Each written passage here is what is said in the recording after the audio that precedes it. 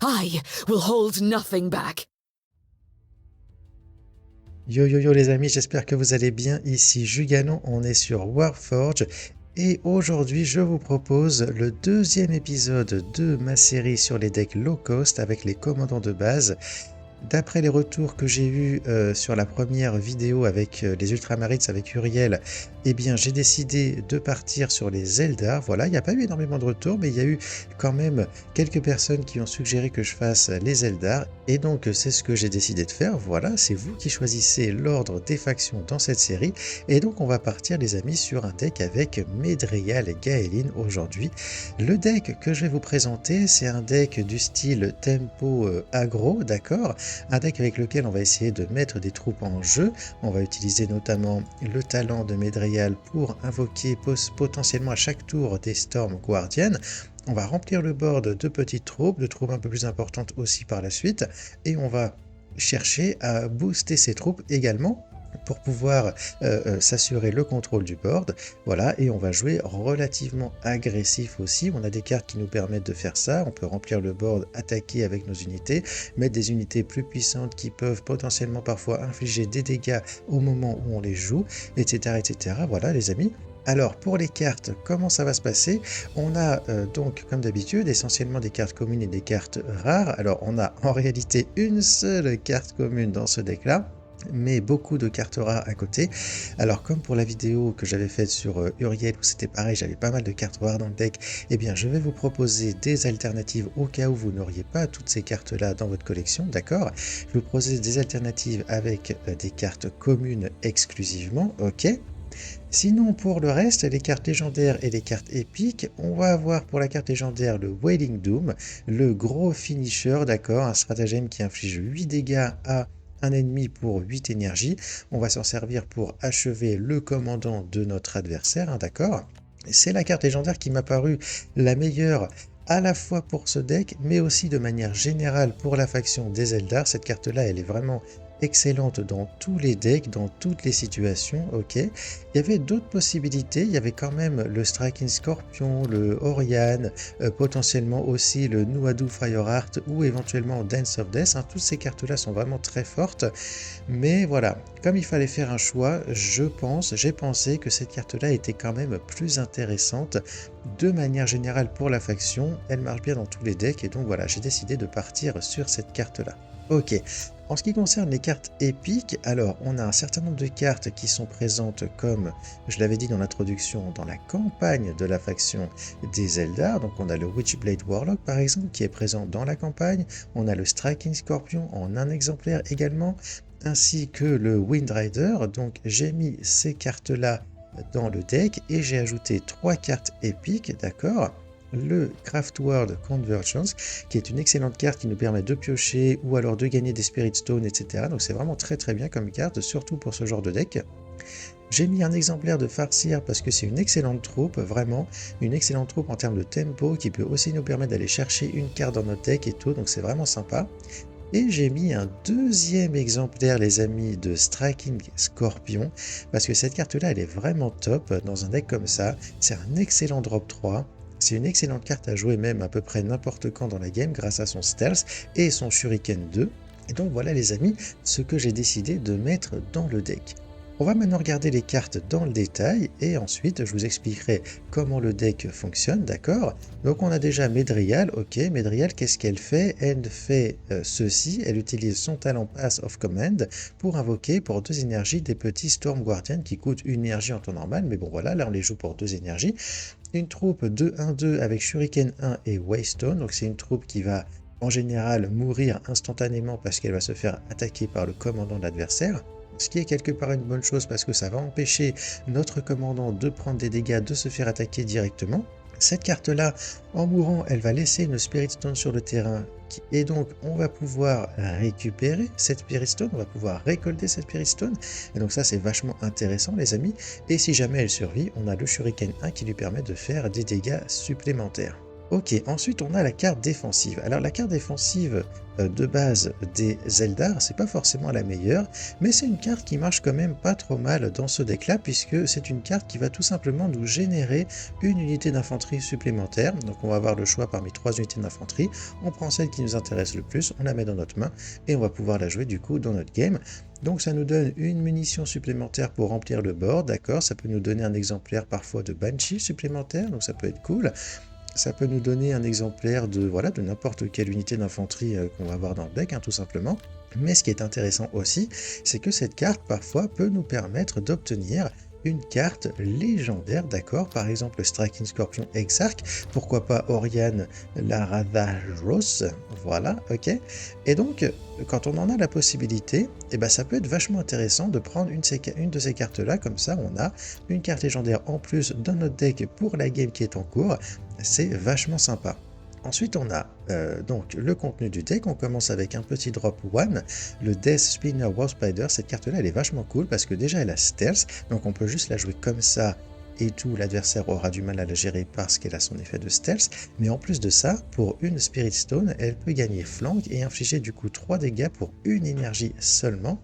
Et en plus de ça, en mourant, elle va générer une Spirit Stone et donc elle va rembourser finalement la Spirit Stone qu'on aura dépensée lorsqu'on aura joué cette carte pour activer son effet de flanc. Donc c'est vraiment une excellente carte, très versatile, un petit flanqueur, une carte aussi en stealth qui peut être là et se faire booster par d'autres unités qu'on a en jeu, etc. Une carte vraiment très sympa pour une énergie. On a Craftworld Convergence, on l'a vu, donc cette carte-là, elle sert essentiellement soit à piocher 2 cartes, soit à gagner 2 Spirit Stone, d'accord, très important. L'autre effet, on va très rarement l'utiliser, mais ça peut arriver hein, qu'on décide de déployer cette carte-là à la place. Mais vraiment, la plupart du temps, on va soit piocher, soit gagner des Spirit Stones, piocher des cartes, pourquoi pas en early game, d'accord, à notre premier tour de jeu, boum, on fait ça, comme ça on remplit notre main et on a plein d'options pour la suite, ou alors potentiellement, en mid ou late game, on peut gagner 2 Spirit Stones s'il nous en manque pour activer un effet d'une de nos cartes. Ensuite, on a le Warlock. Alors ça, c'est une des cartes les plus importantes du deck, les amis. C'est une carte qui va nous permettre de booster notre board, d'accord? Le Warlock, quand on le met en jeu, il va dépenser une Spirit Stone pour donner plus 1 en range attack et plus 1 point de vie à toutes nos unités, y compris lui-même. Donc l'idée avec cette carte-là, ça va être de la jouer à 5 énergies ou à 6 énergies, en combinaison avec, pourquoi pas, le talent de Medreyal, donc une unité comme ça qui va être boostée par le Warlock, pourquoi pas un Death Spinner si on en a un dans notre main à ce moment-là, pour 5 énergies par exemple, on peut jouer le talent de Medreyal, un Death Spinner et Warlock, et on se retrouve avec un petit board très sympa, ok? Ou alors à 6 énergies, on peut utiliser le talent, on peut utiliser pourquoi pas un Warp Spider Exarch qu'on va voir juste après, et le Warlock pour avoir de la même manière un board avec des stats relativement importantes. On va pas avoir de grosses unités avec ça, mais on va avoir plusieurs unités qui ont des stats améliorées et qui vont pouvoir faire mal à notre adversaire. Donc une carte vraiment très importante. Ensuite, on a le Warp Spider Exarch, donc un autre drop 2 qui peut se combiner, comme je viens de le dire, avec le Warlock, ok? C'est une carte aussi qui marche très bien toute seule parce qu'elle a Stealth, donc elle ne va pas pouvoir se faire attaquer par l'adversaire et elle va survivre jusqu'à notre prochain tour où elle pourra attaquer. Comme elle a 3 points de vie, si elle attaque le Warlord de l'adversaire, elle va survivre et on peut potentiellement lui redonner Stealth ainsi qu'un boost en attaque grâce à son effet ici qui se déclenche lorsque l'on collecte une Spirit Stone. Donc une carte vraiment très sympa et elle va elle-même nous donner une Spirit Stone en mourant, donc vraiment très sympa cette carte-là. Ensuite on a le Wind Rider en un exemplaire du coup parce que c'est une carte épique, excellent flanqueur, Shuriken 2 pour 2 énergies seulement, donc on la met en jeu, on attaque une troupe de l'adversaire qui a 1 ou 2 points de vie pour l'achever directement sans prendre de dégâts de contre-attaque, voilà. C'est à ça qu'elle sert cette carte-là et elle est vraiment très sympa, très forte. Juste derrière, on a Banshee Mask qui est là simplement pour faire des dégâts au commandant de l'adversaire ou éventuellement pour stun une unité de l'adversaire qui est gênante et dont on ne peut pas se débarrasser tout de suite. Hein, ça peut servir à ça aussi, cette carte-là. Ok. Juste derrière, on a le Farseer en un exemplaire car c'est une carte épique, on l'a vu. Cette carte-là, elle est vraiment très forte, les amis. Elle a des stats sympas, il lui manque un petit point de vie par rapport à son coup, mais ça se compense largement par le fait que cette carte peut gagner un shield lorsque l'on collecte une Spirit Stone. Donc on va essayer d'utiliser cet effet au maximum, hein, d'accord? Et cet effet, il est renouvelable, c'est-à-dire qu'on peut lui donner un shield à cette carte. Si jamais elle survit et qu'elle est toujours là au prochain tour, eh bien on peut potentiellement lui redonner un shield si on arrive à collecter à nouveau une Spirit Stone. Elle va nous donner elle-même une Spirit Stone quand elle va mourir, et en dépensant, quand elle va arriver en jeu, elle peut dépenser donc une Spirit Stone également pour nous faire piocher une carte que l'on va choisir parmi 3 propositions dans notre deck. Donc c'est vraiment une carte très polyvalente et vraiment très très forte. Une carte qui passe partout et qui est très bien dans ce deck-là. Le Shroudrunner, c'est un autre flanqueur qui fonctionne un peu comme le Windrider, c'est-à-dire qu'il a un effet de sniper cette fois-ci et non pas de shuriken, qui va lui permettre de tuer les troupes de l'adversaire sans prendre de dégâts de contre-attaque, donc vraiment très très sympa comme carte. Le Striking Scorpion que j'ai décidé de mettre en 2 exemplaires dans le deck, juste un excellent tempo drop, on le joue à 3 énergies ou même plus tard dans la game. Il arrive en jeu avec son Stase, donc il va pas pouvoir se faire attaquer et il va pouvoir lui attaquer au prochain tour avec Shuriken 2, donc il va faire un maximum de 4 dégâts, donc c'est vraiment pas mal, ok. Et en plus de ça, il a Waystone, donc il va nous générer une Spirit Stone quand il va mourir. Donc vous voyez, quasiment toutes les troupes qu'on a génèrent des Spirit Stone, les amis, donc on va pouvoir en récolter pas mal et on va pouvoir utiliser les effets de ces cartes-là, comme par exemple avec la Eldritch Storm. Cette carte-là, elle est très très forte, hein, très importante dans les decks Eldar. 1 à 3 dégâts à tous les ennemis, et on répète cet effet en dépensant des Spirit Stone. Il faut vraiment réussir à doubler cet effet à chaque fois qu'on la joue, cette carte-là, pour avoir un maximum de dégâts, un maximum de value que l'on tire de cette carte. Howling Banshee, une des meilleures cartes de la faction, hein. Encore une fois, une carte vraiment très sympa. 3, 2, 4 pour 4 énergies, c'est pas ouf, mais elle a flank, elle va en plus stun un ennemi quand elle va arriver en jeu, donc c'est vraiment une excellente unité, hein, cette Banshee. Et elle a en plus Waystone pour nous récompenser une fois qu'elle sera morte, ok. Witchblade Warlock, une carte épique. Lui, il est là tout simplement parce qu'il a de bonnes stats, d'accord. 4, 3, 5 pour 4 énergies, c'est cool. On peut le jouer on curve, on peut le combiner avec le Warlock pour le rendre encore plus puissant, d'accord. Donc voilà, une carte très très sympa. Elle a un petit anneau aussi, hein, si jamais on peut l'utiliser, c'est cool. On inflige des dégâts sur un ennemi et ça se répète un peu comme la Eldritch Storm, mais pour une seule Spirit Stone cette fois-ci. Donc voilà, une carte très très sympa dans l'ensemble. Hornet à 5 énergies, donc lui il peut nous servir de flanqueur, mais il peut nous servir aussi de finisher si on a suffisamment de Spirit Stone pour activer son effet de fast qui nous permet d'attaquer directement le commandant d'adversaire, d'accord. Donc on a déjà un finisher, on l'a vu avec Wailing Doom, mais on a un deuxième potentiel finisher ici qui peut tout à fait nous permettre d'achever notre adversaire lorsque la situation se présente, donc vraiment très sympa comme carte. Et en plus, comme on récupère pas mal de Spirit Stone avec les différentes unités d'infanterie qu'on va jouer, et ben on a vraiment la possibilité d'activer cet effet-là, donc c'est super cool. Le Spiritier par la suite, toujours à 5 énergies, cette carte-là, elle est vraiment très très sympa dans un deck comme ça, dans un deck tempo, parce que c'est purement une carte de tempo, hein, cette carte-là. Pour 5 énergies, on a déjà de très bonnes stats, 5-5-5, hein, donc c'est assez solide. Et en plus de ça, lorsque elle arrive en jeu, en dépensant 2 Spirit Stone, on a droit à un Wraithguard en plus, les amis. Une 2, 3, 4 avec Vanguard, d'accord. Donc ça nous fait pas mal de stats finalement pour 5 énergies, d'accord. Donc c'est vraiment super cool. Et ce gars-là, alors, il a un effet de Spirit Stone, mais qui ne va pas s'activer lorsqu'il va être invoqué directement grâce au Spirit Seer, d'accord. Donc ça va être juste une 2, 3, 4, d'accord. Mais si jamais on l'avait dans notre main, cette carte-là, on pourrait aussi la jouer avec son effet de Spirit Stone qui lui donne des stats supplémentaires pour qu'elle soit une 2, 5, 6 pour seulement 4 énergies, donc c'est vraiment pas mal. Je ne l'ai pas mise dans le deck cette carte-là, mais on peut tout à fait la mettre dans le deck, comme c'est une carte commune en plus, c'est une justement des cartes de remplacement possibles que je vous présenterai juste après. En tout cas, le Spiritier, c'est vraiment une excellente troupe pour ce deck-là, qui met plusieurs unités en jeu d'un seul coup avec des stats intéressantes, et c'est exactement ce qu'on veut faire. Ensuite, on a un petit exemplaire de Autarque qui fonctionne un petit peu comme le Warlock, c'est-à-dire que lorsqu'elle arrive en jeu cette carte, en dépensant une Spirit Stone, elle va booster les stats de nos troupes, ok. Le problème de cette carte-là, c'est qu'elle coûte un peu cher, donc c'est pas forcément évident d'utiliser son effet en générant vraiment pas mal de value avec. Donc j'en ai mis qu'un seul exemplaire. Le Warlock est beaucoup plus flexible, beaucoup plus facile à utiliser parce qu'il coûte pas cher en fait. Le Autarque il coûte assez cher, donc voilà, c'est un peu plus compliqué, mais ça reste une carte qui est très intéressante pour un deck comme ça. Ensuite, les amis, on a nos deux véhicules qui infligent des dégâts. Ces cartes-là, elles sont importantes. Quand j'ai commencé à tester des decks low cost avec Medregal, je jouais seulement le Crimson Hunter, mais pas le Fire Prism, et je me suis aperçu qu'il était vraiment important lui aussi.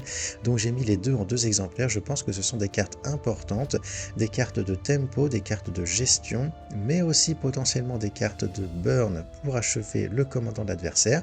Le Crimson Hunter, il coûte 6 énergies, 0,5-6 avec Flying, ok, très bien. 3 dégâts à une cible en arrivant en jeu. Si jamais cette cible-là, elle a Flying, on lui met 6 dégâts à la place. Donc très intéressant comme carte de gestion.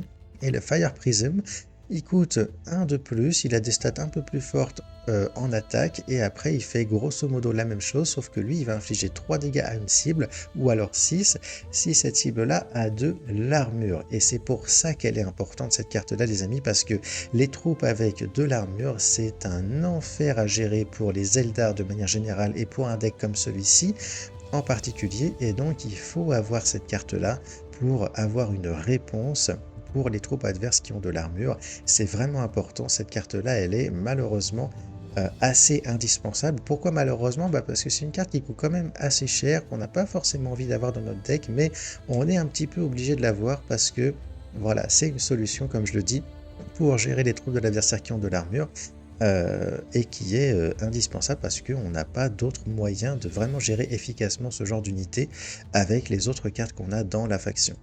Et on termine bien entendu avec le Wailing Doom qui est là pour faire 8 dégâts sur le commandant de l'adversaire.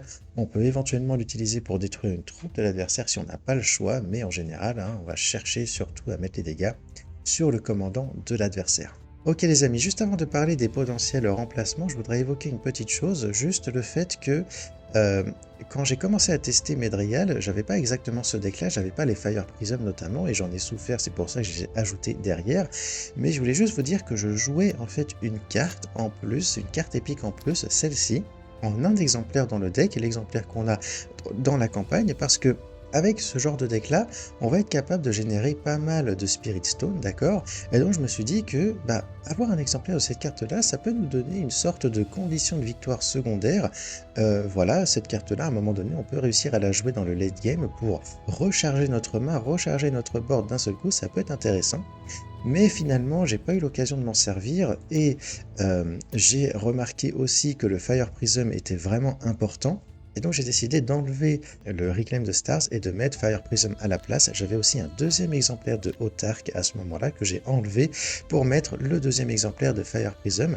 Pourquoi je vous dis ça les amis? Parce que c'est quelque chose que vous pourriez tester de votre côté, la carte Reclaim the Stars, mais c'est aussi parce qu'il y a une des games que je vais vous montrer que j'avais joué avec ce deck-là, et donc comme ça vous n'allez pas être surpris en voyant que le deck que j'ai joué à ce moment-là n'était pas exactement le même que celui que je vous présente. Voilà, c'est pour ça que je voulais vous en parler.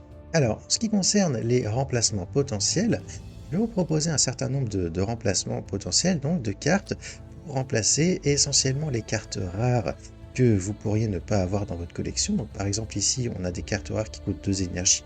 Alors le Warlock, il est quand même indispensable. Par contre, le Warp Spider Exarch peut potentiellement être remplacé par ce gars-là, le vétéran gardien, qui va pas être aussi fort, bien entendu, qui aura pas stealth et tout, mais qui est un drop 2 qui peut tout à fait remplacer dans la cœur le Warp Spider Exarch si vous ne l'avez pas, d'accord? C'est une carte qui marche bien en se combinant avec le Warlock et tout, voilà, c'est une carte assez sympa pour l'early game, donc voilà, c'est une carte que vous pouvez tout à fait mettre dans le deck pour remplacer potentiellement le Warp Spider Exarch.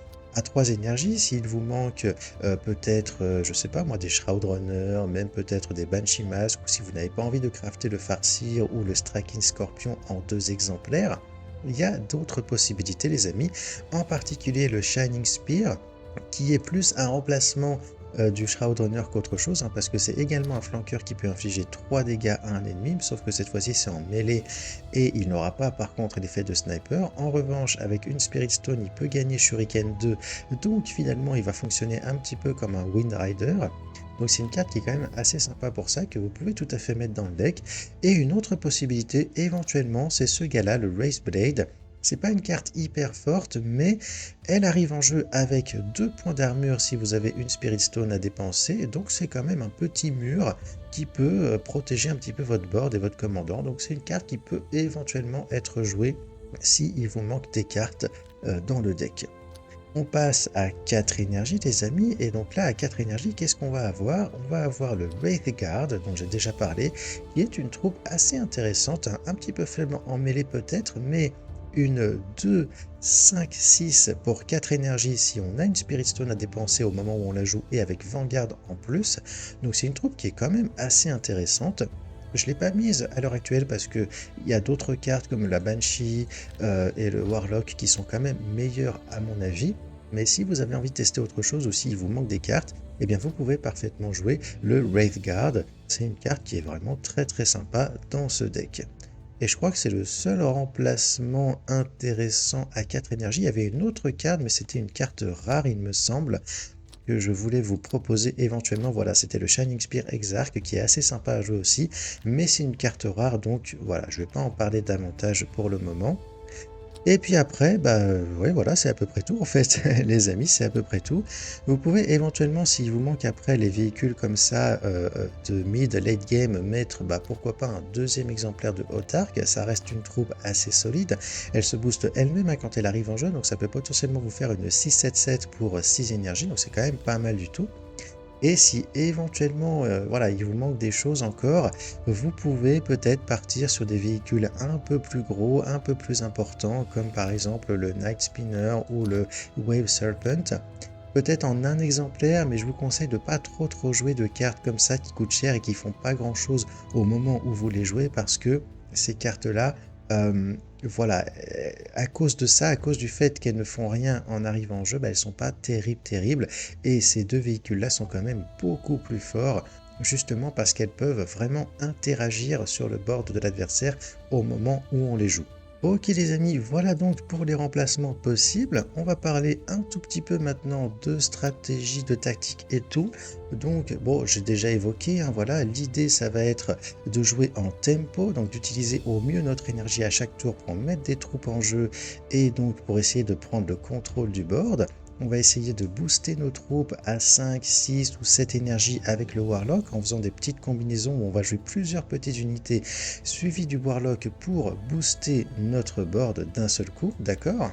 Donc voilà, c'est un peu ça l'idée du deck. Et puis après, quand on arrive en mid-late game, on va avoir accès à des unités un peu plus puissantes, le Hornet pour faire du flank, le Spirit Seer pour remplir le board et tout. On va avoir les avions ensuite pour mettre des dégâts sur le board de l'adversaire. L'idée, c'est vraiment d'essayer de jouer le board, de contester le board, de prendre le contrôle du board, et si on y arrive, eh ben, on pourra se diriger vers la victoire. Si on n'y arrive pas, ça va être un petit peu plus compliqué, hein, d'accord? Mais il y a quand même pas mal de chances, de moyens d'y arriver, hein. On a des unités comme les avions ici, mais aussi le Windrider, Shroudrunner, le Death Spinner, qui sont capables de faire du flank, d'infliger des dégâts sur le board de l'adversaire pour gérer les troupes de l'adversaire et reprendre le contrôle. D'accord, si l'adversaire avait commencé à prendre l'avantage et tout. On a aussi des cartes qui vont nous permettre potentiellement d'accélérer la victoire à un moment donné en infligeant des dégâts sur le Warlord de l'adversaire directement avec Banshee Mask, Waning Doom, même la Storm, elle peut nous servir à ça, hein, d'accord. Et après on a le Hornet aussi, hein, qui peut attaquer Face si on a suffisamment de Spirit Stone. Donc voilà les amis, on va jouer tempo, on va essayer de jouer un petit peu agressif aussi, on va peut-être assez souvent attaquer avec Medrial, le commandant de l'adversaire, on va essayer de prendre le contrôle du board avec nos unités suffisamment pour pouvoir infliger des dégâts en plus aussi sur le commandant de l'adversaire et se diriger comme ça petit à petit vers la victoire. Voilà comment ça marche les amis. C'est un genre de deck qui marche assez bien de manière générale, mais qui peut être mis en difficulté tout de même contre certains decks qui vont avoir une certaine facilité à gérer les petites unités qu'on va pouvoir mettre en jeu. Si on a un adversaire qui a beaucoup d'AOE, beaucoup de petites cartes qui vont infliger des petits dégâts par-ci par-là, ça peut être compliqué. On peut se retrouver aussi dans des situations compliquées quand on a des adversaires qui arrivent à faire ça et à gérer aussi nos Spirit Stones. Si on est dans l'impossibilité de collecter nos Spirit Stones, on peut avoir des problèmes parce qu'on ne pourra pas activer des effets comme le Warlock, comme le Spirit Seer, etc. Et donc ça aussi, ça peut nous mettre en difficulté. Il faut réussir à gérer au mieux, hein, d'accord. il n'y a pas vraiment de bon ou de mauvais match-up. Enfin, je veux dire, il y a les règles que je viens de vous expliquer, mais de manière générale, voilà, si on arrive à jouer notre jeu, si on joue intelligemment aussi pour contourner les pièges de notre adversaire et réussir petit à petit à construire notre board, eh bien, ça ne peut que bien se passer, les amis. Je pense qu'on a fait le tour, ok, on va pouvoir passer au gameplay les amis, et donc, eh ben, c'est parti, je vous laisse avec les games. Ok, ok, on va affronter Lucius, les Emperor's Children. Attention, attention. Ça peut jouer très agressif, les Emperor's Children.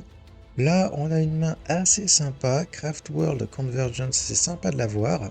Je vais pas forcément l'utiliser dès le premier tour, mais c'est quand même une carte qui est très bien à avoir en main. On a un drop 2, on a un flanqueur à 3 énergies, donc on est vraiment bien. Le Shroudrunner en particulier, il va pouvoir nous aider à détruire les unités problématiques de notre adversaire. Mais on va commencer tranquillement. J'aurais pu jouer un War Spider Exarch, mais comme on affronte Lucius, qui ne peut pas détruire mes petits machins en attaquant à distance, bah moi ça m'arrange bien en fait, ça veut dire qu'il va prendre un max de dégâts en les attaquant. Donc je me permets de faire ça. Alors je dis ça et d'un seul coup, il se met à détruire mes unités en les attaquant à distance. Donc bon, ok. Mais il est quand même obligé d'utiliser son talent pour faire ça, et donc il peut pas utiliser d'autres cartes, ok, parce qu'il dépense son énergie avec son talent. Je décide de profiter de ma stone pour donner +1/+1 à mon petit machin, et j'attaque à distance, hein, comme ça je prends moins de dégâts que lui. Ça m'arrange vraiment très très bien de faire ça.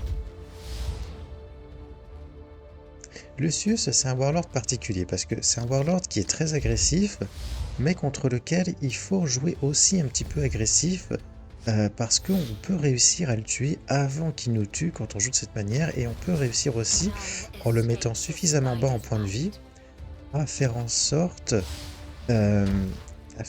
qu'il puisse pas utiliser sa Big AOE qui inflige 7 dégâts à tout le monde. Donc c'est vraiment intéressant de l'attaquer quoi qu'il arrive, Lucius. Alors là, voilà, j'ai 4 énergies, je remplis le board, j'attaque, et voilà, et tout se passe très bien pour moi pour le moment. Ok, il décide d'utiliser son mini hard removal. Et il va pouvoir gérer cette carte-là aussi, j'imagine, à moins que... Non, il décide de détruire ma stone. Pourquoi pas, mais c'était peut-être pas le meilleur play. Il aurait dû taper sur mon unité ici, je pense quand même. Parce que là, il va prendre des dégâts en fait. Ah ouais, et là j'ai un petit combo les amis. Vous allez voir, assez sympa. J'attaque avec lui, il meurt, j'ai une stone et je vais utiliser cette stone non seulement pour redonner stealth à mon Warp Spider ici, et en plus pour générer un Wraith Guard grâce à mon Spirit Seer, puisque j'avais déjà une stone en réserve, j'en ai eu une deuxième et donc j'ai pu faire ça. Et là vous voyez, on se retrouve avec un board vachement sympa, à 5 énergies seulement, c'est super cool. Ouh, il envoie le gros démon. Sauf que, et on a une 5-5-5 en jeu les amis, on va pouvoir taper très très fort.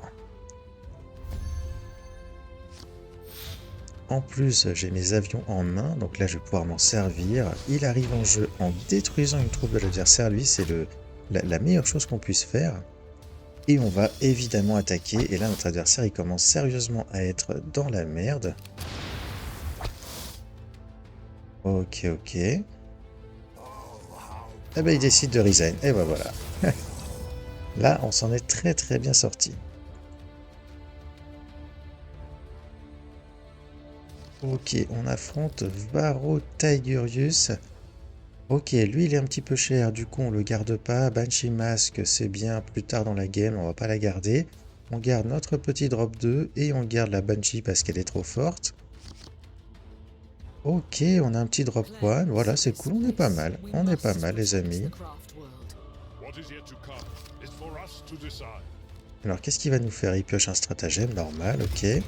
Alors là je me dis, ok, si l'adversaire joue le sergent Telion au tour 5 et qui m'envoie 50 000 codex et Avenging Zeal et tout, je vais rien pouvoir faire, clairement.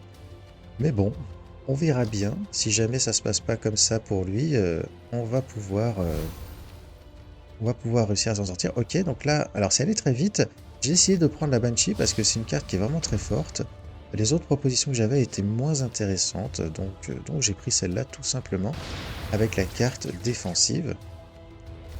Je joue mon talent, il attaque, et qu'est-ce qu'il va nous faire? Voilà, un truc assez étonnant, il décide de détruire ma stone avec son talent. Moi, je trouve ça étonnant, mais bon, pourquoi pas? Pourquoi pas?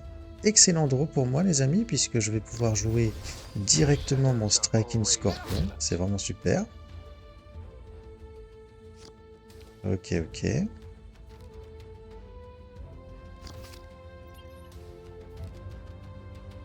Il se met un shield, c'est vraiment bizarre, hein. Et ça joue bizarrement. Il a tellement rien à faire que... il m'attaque en plus. Ok, les amis, c'est assez inhabituel de voir ça. Mais bon, pourquoi pas, hein. On va continuer à développer notre board. Donc là, je décide d'envoyer la Banshee, parce que pourquoi pas, hein, j'en ai deux en main. On stun, on attaque, ça veut dire que lui, l'adversaire ne va pas pouvoir le détruire en l'attaquant, donc il va potentiellement pouvoir faire ses 4 dégâts encore une fois au prochain tour. Ok, on a droit à un flanqueur, ok. Ok, bah finalement il arrive à s'en sortir. Il va attaquer en mêlée. Non, pas... Oh là là, il détruit ma stone. Ah ouais, il aime pas les Spirit Stone, lui, hein. Il pète, il pète, il pète. Dès qu'il y a une stone, il la gère direct. Alors là, je décide d'utiliser mon flanqueur pour 5 énergies, parce que voilà, ça m'arrange bien. Et puis, on attaque. Très bien, très bien.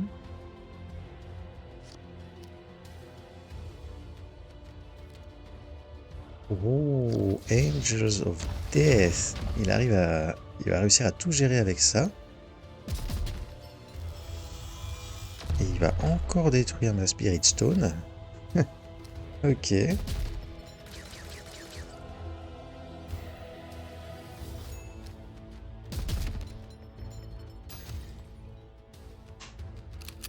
il m'attaque. C'est pas une bonne idée, hein. Je veux dire, il est à 6 points de vie en dessous de moi et il continue à m'attaquer. C'est vraiment pas une très bonne idée de faire ça. On envoie la Banshee évidemment pour gérer le board. Et on détruit le deuxième avec notre commandant, voilà. On continue à mettre des troupes en jeu aussi. Oh là là, Humanity Shield maintenant. C'est pas super bien joué encore une fois, hein. Il n'a pas timé correctement sa carte. Donc là on va attaquer, on va récupérer une stone. Ok, comme ça lui il a des points d'attaque en plus et je décide d'attaquer directement, très bien. On envoie le deuxième, on le met, on lui donne plus un plus, hein, voilà, très bien. Et il me reste 5 énergies pour jouer mon Spirit Seer et envoyer un petit Wraith Guard. Super, super, super. Il lui reste une unité à mon adversaire, mais on a un board qui est vraiment, vraiment pas mal du tout là. Ok, ça marche bien pour lui. Voilà, qu'est-ce qui va me sortir ensuite? Le Hard Removal, ok. Et il va détruire ma stone, j'imagine, voilà.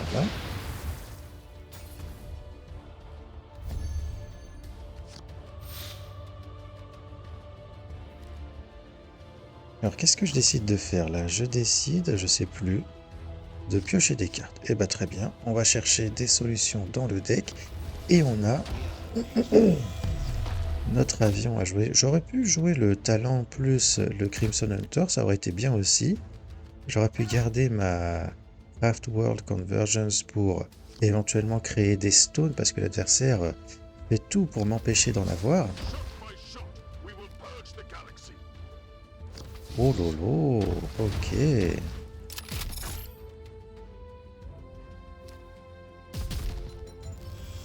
Vous voyez là, on a le Sternguard Sergeant qui inflige des dégâts à une cible aléatoire et il a touché mon avion, ce qui est une très mauvaise chose pour mon adversaire.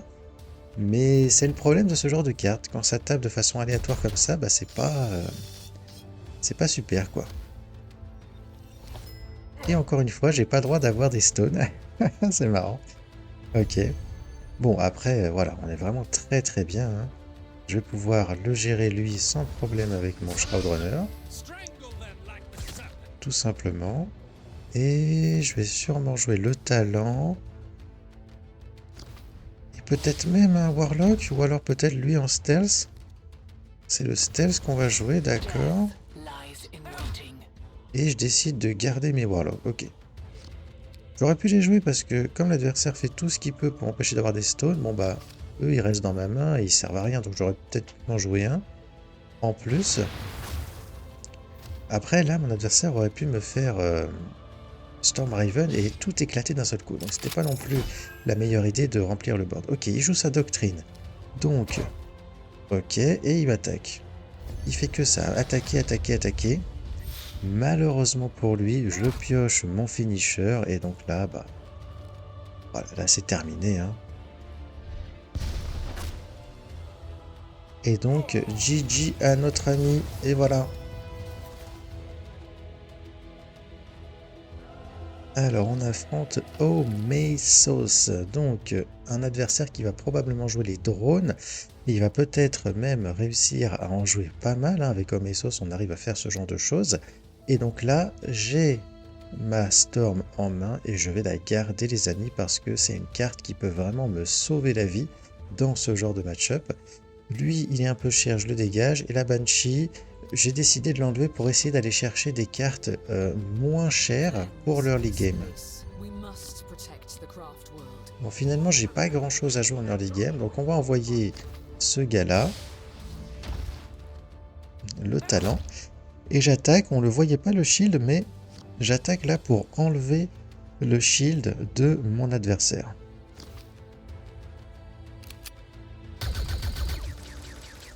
Donc là, ok, il détruit mon unité, très bien. Ça me fait une Spirit Stone, donc c'est parfait. Et il décide d'envoyer sa carte défensive, pourquoi pas, hein. Excellente pioche pour nous, Striking Scorpion, on l'envoie direct. Et on attaque, voilà.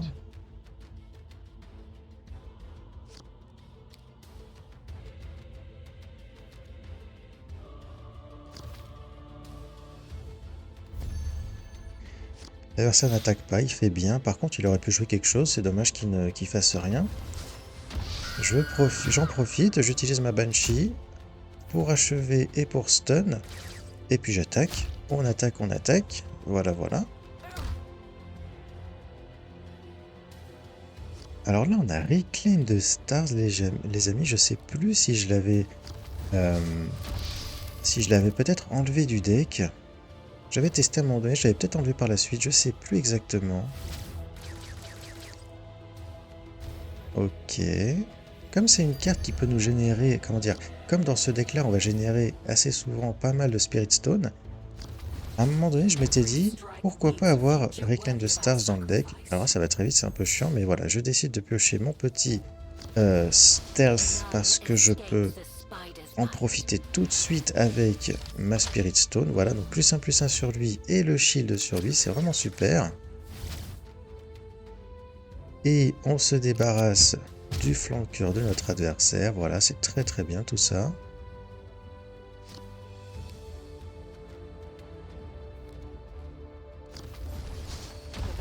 Ok.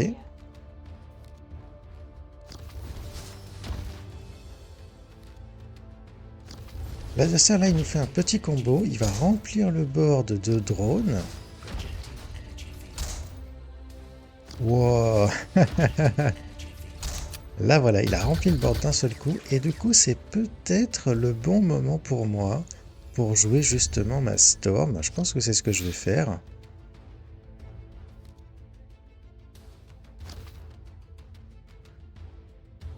Alors je décide de gagner des stones. C'était peut-être pas la meilleure chose à faire. J'aurais peut-être dû jouer mon talent à la place. Ou alors attendre de voir Ah, attendez. Non, ça y est, je sais pourquoi j'ai fait ça. Pourquoi j'ai fait ça, en fait?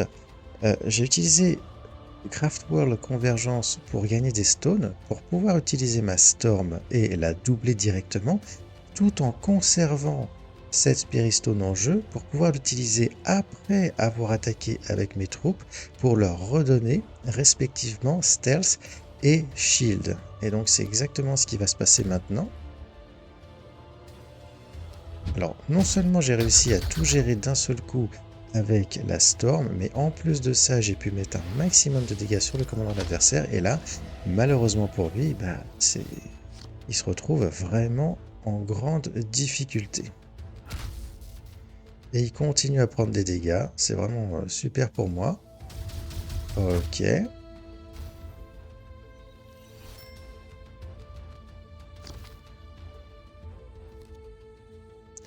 Donc là, il fait un move un petit peu désespéré, hein. Il met un petit gardien, mais ça va pas m'empêcher de terminer cette game, les amis. Alors si, je vais pas pouvoir le finir tout de suite.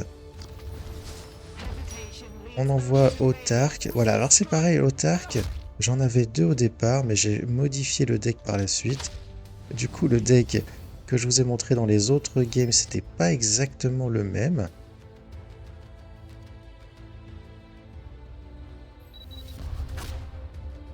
Ok, et c'est terminé, voilà. Ok, GG. Ok, les amis, voilà, on a fait le tour du deck Medrigal Gaelin, le deck low cost de ma série pour la faction des Eldar. Là, comme vous avez pu le voir, c'est un deck qui peut marcher plutôt pas trop mal. On peut prendre le contrôle du board assez rapidement avec des unités comme le Spirit Seer et tout, voilà. On peut vraiment prendre le contrôle du board et ensuite le maintenir jusqu'à ce qu'on aille chercher la victoire. On a différents outils qui nous permettent de faire tout ça. Alors, je dois vous avouer quand même que c'est un deck qui est pas aussi performant que le deck Uriel que j'ai présenté dans l'épisode précédent avec la faction des Ultramarines. Le deck Uriel, c'est vraiment un deck très fort, un deck avec lequel j'ai eu presque aucun mal à faire voilà, quelques victoires comme ça en testant en ladder. Ça a été un petit peu plus difficile quand même avec Medrigal. J'ai eu quelques défaites et tout, notamment quand je jouais la version précédente où j'avais 2 autarques et Reclaim de Stars. Voilà, avec cette version-là, ça a quand même globalement mieux marché, même si ça fait pas une grosse différence, hein, d'accord, mais le deck avait quand même un peu mieux marché. Donc c'est un deck un peu moins performant, mais un deck qui tout de même tient plutôt pas mal la route et qui vous apportera pas mal de victoires à mon avis si vous décidez de suivre mes conseils. Voilà les amis, j'espère que ça vous aura intéressé, que ça vous aura plu tout ça. N'hésitez pas à me dire ce que vous en pensez en commentaire, n'hésitez pas à me dire aussi quelle faction vous voulez voir dans l'épisode suivant. C'est toujours vous qui choisissez l'ordre dans lequel les factions seront présentées donc dans cette série. N'hésitez pas à liker, partager, etc. N'oubliez pas de vous abonner les amis.